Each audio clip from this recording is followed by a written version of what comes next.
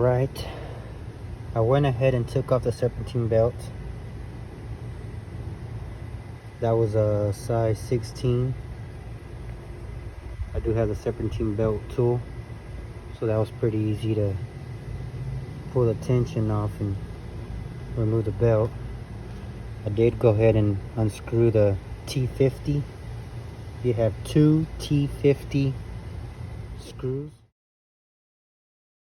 here and here.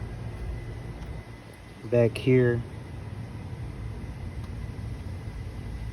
on this what is this here?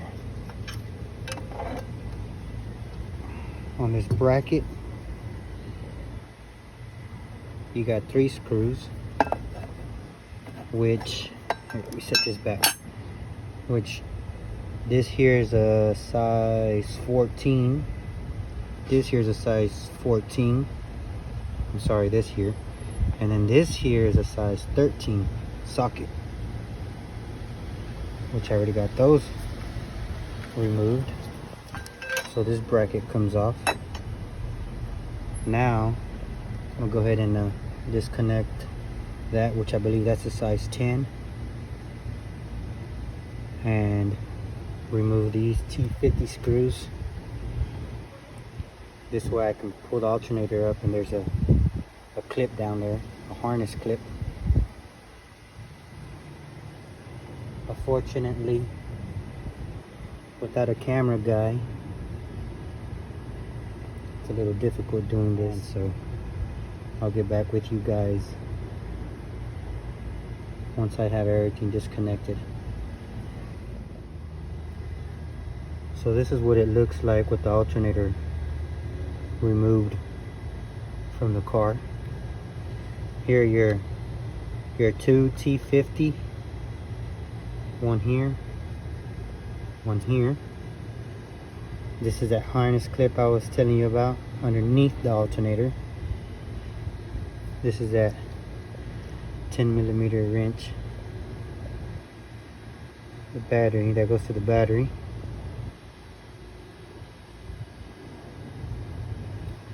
This is where that bracket goes. That was a 14mm socket. Then he had a 14mm socket here, and a 13mm socket goes to the back of the alternator. So I know this here, this bushing, I'm gonna throw a little bit of a WD-40 here and push him back in. This way when I go to set the new alternator, I have a little bit of play. Now this bushing will go back out once I get that that screw in, that bolt.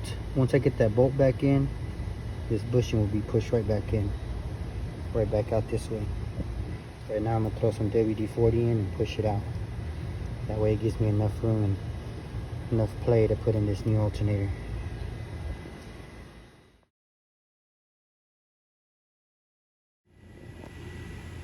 Alright, so look, bro, I'm back out here another day with another alternator.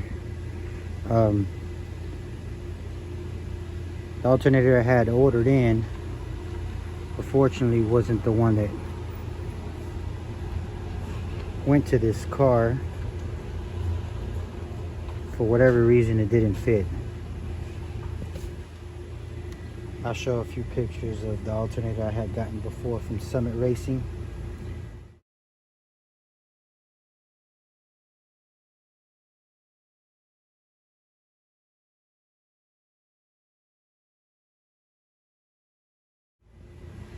And either AutoZone, O'Reilly's, and any other auto parts stores here around my area had it in stock.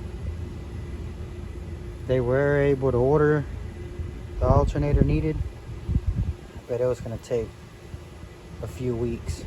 I honestly wasn't trying to wait, so I went over to Napa. They had it the next day, today. Picked it up. Looks like the correct fit, so here we go. Now, earlier in the video I was telling you guys about this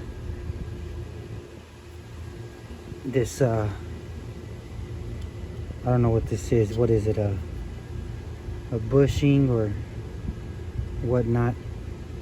But I already sprayed some WD-40 and I pushed it out. I'm gonna go ahead and place the alternator in. I'm gonna clean up a little bit of these wires and clean up around here. Get some of this gunk off or whatnot.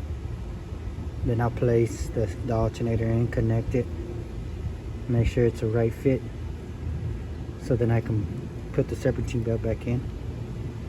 And then from there, reconnect the battery and start her up. All right, here it is. It did fit. I got the wire harness connected there at the bottom. Haven't connected the battery just yet. But the two T50s, here's one, here's the other T50 screw and bolt. Then you have a 14 millimeter socket, 13 millimeter socket, and another 14 millimeter socket. Now go ahead and pull this off.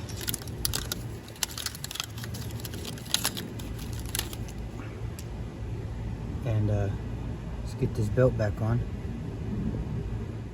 Okay, here we go. Serpentine belt back on. My T50 screw down tight, hand tight. My 13 millimeter, 14 millimeter screws are screw down tight, hand tight. Battery's on. Now we're gonna go ahead and connect the battery.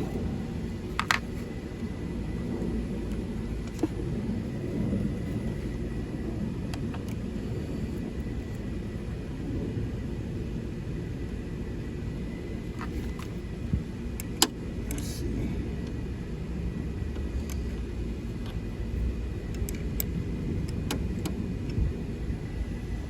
Hold on. Okay. Battery's on.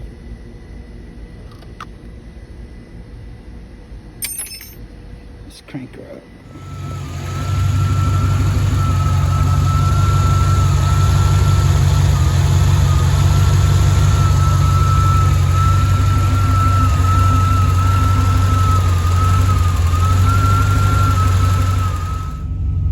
The battery light is off, and my voltage, it's back at 14. Voltage had dropped down to 10. And not only that, but I had the battery light on this side.